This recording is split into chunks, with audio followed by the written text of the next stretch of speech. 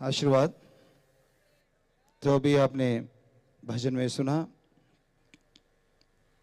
हाँ, विराजिए, सब लोग बैठ जाएं। आके सत्संग में विचार कर ले, मानस जन्म का उद्धार कर ले।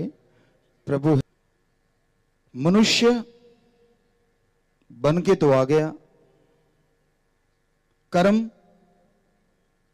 समय कलयुग का चल रहा है, उसके अकॉर्डिंग करता जा रहा है। भूल गया अपने उद्देश्य को, भूल गया अपने मकसद को, भूल गया इस शरीर में बेइंतहा खुशियां हासिल कर सकता है, भूल गया चंद खुशियों के लालच में, भूल गया जीवा के स्वाद में, भूल गया इंद्रियों के भोग विलास में। ये क्षणिक आनंद, ये पल का आनंद पाके मस्त हुआ बैठा है और उस परमानंद से बहुत दूर हुआ बैठा है। परमानंद उस ओम हरि अल्लाह वाहिगुरु गौड़ खुदा रब की भक्ति इबादत से मिलता है। ऐसा क्या है उसमें जिसके लिए कह रहे हैं हम कि आप भूल गए हैं, क्षणिक आनंद में, पल के भोग विलास में, जीवा के स्वाद में खो गए हैं। तो उसमें ऐसा क्या है?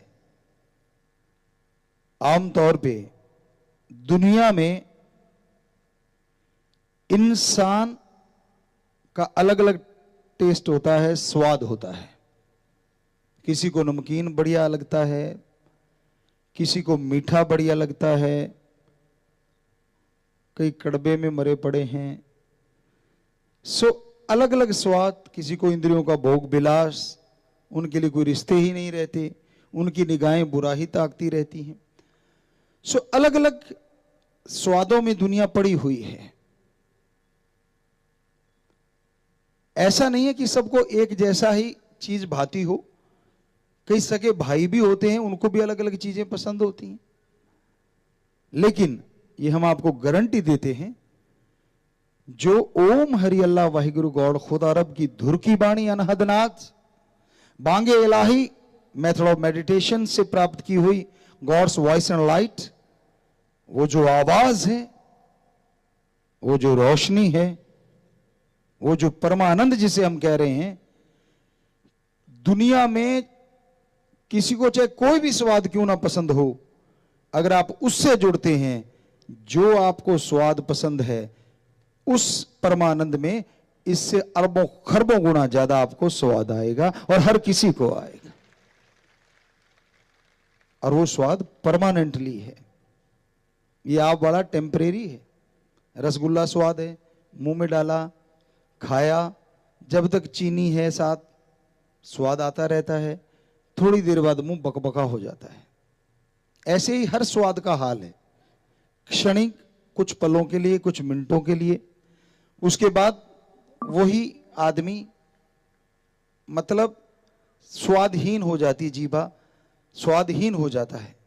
लेकिन जिस परमानंद की हम बात कर रहे हैं, अगर उसे चख लिया जाए, उससे पा लिया जाए, महसूस कर लिया जाए, एक बार वो राम नाम का स्वाद जीवा पे आ गया, ता उम्र रहेगा और ऐसी खुशी देता रहेगा जिसकी आपने कभी कल्पना भी नहीं करी। वो टेम्परेरी नहीं है। आप दुनिया में कोई भी काम धंधा करते हैं, बिजनेस व्यापार करते हैं, किस लिए करते हैं? अपने शरीर के लिए, बाल बच्चों के लिए, और किसी चीज के लिए तो नहीं करते आप। हां, सत्संगी जो हैं वो परहित परमार्थ करते हैं, ये तो बेमिसाल है, ये तो बात ही अलग है। लेकिन इनके अलावा दुनिया में तो यही मकसद होता है, या तो शरीर के लिए, या फिर औलाद के लिए, मां बाप के लिए। अब कम होता जा रहा है सौदा। तो ये सारे कर्म आप करते रहते हैं और इन कर्मों से आपको लगता है कि जीवन जीने का उद्देश्य पूरा हो रहा है। मकसद हमारा यही है? नहीं, आप भूल गए हैं। ये जो आप दुनिया में मस्त हुए बैठे हैं, ये तो धीरे धीरे छूटता जाएगा। कोई आज साथ छोड़ गया, कोई कल साथ छोड़ गया। जब तक खिलाओ पिलाओगे अपने हैं, मुट्ठी बंद हुई नहीं निकल बार। आप जानते हैं स्वार्थ गर्ज हावी हो गया है, तो आपने इसको मकसद बना रखा है, जबकि ये नहीं। मनुष्य शरीर का सबसे बड़ा मकसद है उस शक्ति को पाना, उस ताकत को पाना जो सबको बनाने वाली है, जो सब कुछ देने वाली है। उसकी तरफ तो ध्यान ही नहीं है। आप इसी में खो गए हैं, इसी के हो गए हैं। हम नहीं कहते कि बच्चों के लिए ना करो, हम नहीं कहते कि शरीर के लिए ना करो, पर अगर लाभ ही लेना है तो क्यों ना ऐसा सौदा किया जाए जिस पे कुछ इन्वेस्ट नहीं करना, आपने लगाना कुछ नहीं है, बस थोड़ा सा समय चाहिए आपका। और यकीन मानिए, जो भी बिजनेस व्यापार आप लाभ के लिए कर रहे हैं, फायदे के लिए कर रहे हैं, उससे लाखों करोड़ों गुना बढ़ के आपको लाभ मिलना शुरू हो जाएगा। क्योंकि हर बिजनेस, खेती बाड़ी कॉन्फिडेंस से आती है, आत्मबल, विश्वास से ही बात बनती है। अब जमींदार का ले लीजिए, बेचारे का दुकान पे जाएगा, दुकानदार से बात करेगा, वो कहता है जी ये गेहूं ले जाओ, 60 मन निकलेगी, 70 मन निकलेगी, 80 मन निकलेगी। तो क्या सूंघ के, खा के, देख के बता सकते हो कि वो बीज वाकई इतना निकलेगा? नहीं बता सकते, क्योंकि हम ये सारा कर्म करते हैं, करते रहे हैं। लेकिन यकीन करना पड़ता है उस दुकानदार पे कि भाई ठीक है, अगला ये कह रहा है, या सुनी सुनाई बातों पे, क्योंकि लोग बताते हैं कि ये फला नंबर की किस्म इतना मतलब झाड़ देती है, फला नंबर की किस्म इतना झाड़ देती है। यकीन किया, बीज बो दिया। अब ये थोड़ा ना कि उसी टाइम ही जेब में आ जाएगा सारा कुछ। ये तो बेचारा किसान जानता है कितनी मेहनत, कितना कुछ करना पड़ता है। और जब बिल्कुल पक्के तैयार हो जाती है राम जी का, तब पता नहीं कब बेड़ा साफ कर दे, फसलें खराब हो जाती हैं, किसान बर्बाद हो जाता है। पर हम आपको यही तो इसका हल ही तो बता रहे हैं। आप ऐसे बिजनेस व्यापार किया, मंदी आ गई बाजार में, और जो पैसे लगाए थे सारे डूब गए। तो इन सब का सॉल्यूशन आपको बताना चाहते हैं कि आप राम का नाम जपें, ओम हरि अल्लाह वाहिगुरु गौड़ खुदा रब की भक्ति करें। उससे ये जो आप बिजनेस व्यापार खेती बाड़ी करते हैं, इनमें भी फायदा होगा और शरीर का भी बहुत फायदा होगा और आत्मिक सुख मिलेगा। पतझड़ में बहार लगती है, कब लगती है? जब शरीर तंदुरुस्त हो और दिमाग खुश हो। बहार भी पतझड़ लगती है जब दिमाग में टेंशन भरी हो और शरीर बीमारियों से घिरा हो। कितनी बहार आ जाए ऐसे लगेगा पतझड़ है। तो जब शरीर में तंदुरुस्ती होगी और दिमाग में टेंशन फ्री होगा दिमाग, जब दिमाग में आत्मबल परिपूर्ण होगा, तो आपके शरीर में पतझड़ भी बहार लगेगी। और जब बहार लगेगी, बहार में जो बीज बोया जाता है वो फलता फूलता है। सूखे में बोई हुई कोई चीज उगती नहीं। ऐसे थोड़ा ना बरसात को उड़ीकते रहते हैं लोग, बस सभी सही समय पे आ जाए। लेकिन आजकल गड़बड़ हो रही है, जब नहीं चाहिए जब आती है और जब चाहिए तब आती नहीं। ये क्यों होता है, ऐसा क्यों हो रहा है, इस पे भी बात करेंगे अपने। इसकी वजह है जो हमने अनुभव किया। आपको बोला था पिछली बार आए थे कि शास्त्रनाम शाह मस्ताना जी दाता ने इस बॉडी से पता नहीं क्या काम लेना है, जो इतनी तपस्या करवाई उन्होंने। तो फीलिंग आती है, महसूस होता है ऐसा तब होता है, मालिक ऐसा करे ना, मालिक से दुआ है सतगुरु मौला से, ये परिवर्तन तब आते हैं जब परले की तरफ दुनिया बढ़ रही होती है। बड़ी दुखद बात है, जनसंख्या का विस्फोट होने को तैयार है। इतने बच्चे बढ़ते जा रहे हैं, जनसंख्या इतनी होती जा रही है, पूछो मत। पानी धरती में नीचे गायब होता जा रहा है। कैंसर, बड़ी भयानक बीमारियां कई एरिया में छाती जा रही हैं।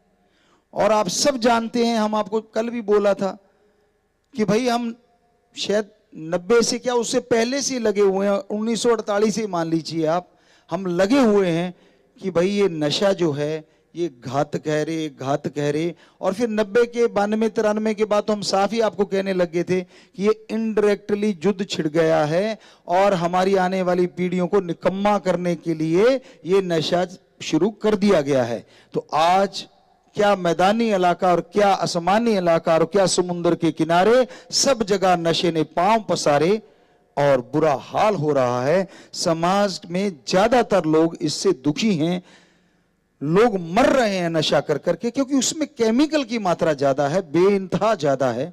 आदत पड़ जाती है बंदे को और फिर वो बर्बाद होता चला जाता है।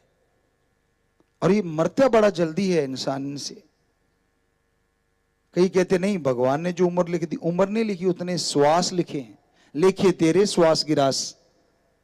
तो नशे से 1 मिनट में 16-18 लेने की जगह 30-32 ले लेते हो और 100 साल की उम्र की जगह 50 में बेड़ा पार हो जाता है। 75 वाले 70 वाले का 35 में पार हो जाता है, 50 वाले का 25 में। तो इस तरह से आप अपने आप को बर्बाद कर रहे हैं। तो ये निशानियां जो आ रही हैं बड़ी डरावनी हैं, बड़ी घातक हैं।